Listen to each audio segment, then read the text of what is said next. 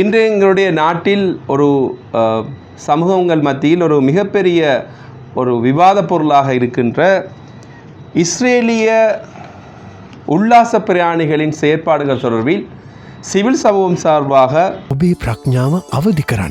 Amrita civil சமூகத்தின் ஒரு பொறுப்பு வாய்ந்த அமைப்பு என்ற அடிப்படையில் சில விடயங்களை எத்தி வைக்க என்ற அடிப்படையில் இந்த ஊடக மாநாடானது கூட்டப்பட்டிருக்கின்றது.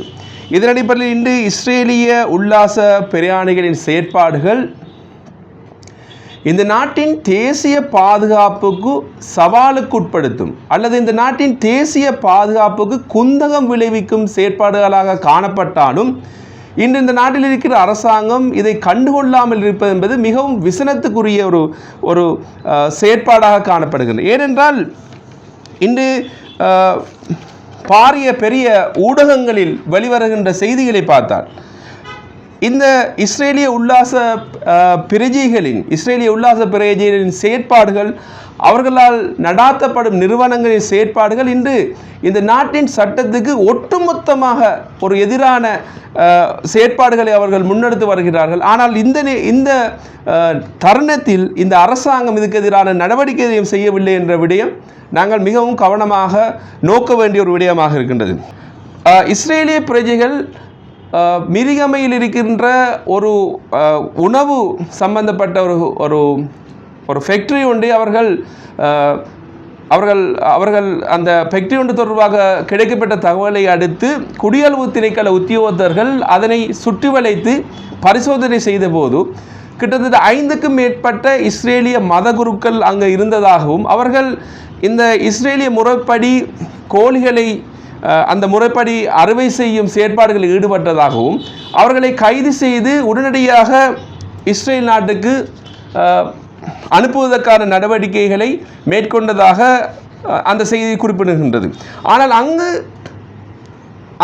இங்கு இவ்வாறு தயாரிக்க செய்யப்படும் இந்த கோஸ்டர் முறையிலான இந்த உணவுகளின் பெரும்பகுதி கிழக்கு மாகாணத்துக்கு அனுப்பப்படுகின்றது என்ற ஒரு தகவலையும் அந்த குறித்த செய்தி எத்தி வைத்திருந்தது.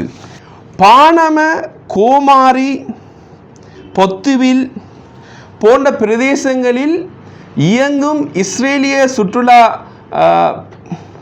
சுற்றுலா பிரயாணிகளால் இயக்கப்படும் வியாபார ஸ்தலங்களில் போதைப் பொருட்கள் விற்பனை செய்யப்படுவதாகவும் அது தொடர்பாக அரசாங்கத்திற்கு, குறிப்பாக உல்லாச பயண துறை அந்த முகவர் நிலையத்திற்கு ஒரு பெருமளவிலான தகவல்களை சேர்த்து ஒரு அறிக்கை வழங்கப்பட்டு இருப்பதாகவும் கூறப்பட்டிருக்கின்றது. ஆகவே இன்று அவர்கள் அவ்வாறு இங்கு இந்த சட்டவிரோதமான முறையில் சம்பாதிக்கும் இந்த பணங்களை உண்டியல் அடிப்படையில் தான் அவர்கள் இஸ்ரேல் நாட்டுக்கு அனுப்புவதற்கான ஏற்பாடுகளை செய்து வருகிறார்கள் என்ற அந்த தகவலையும் அந்த குறித்த செய்தி வெளியிட்டிருக்கிறது. ஆகவே இந்த விடயங்களை நாங்கள் வைத்து பார்த்தால் இந்த இஸ்ரேலிய பிரஜைகளின் உல்லாச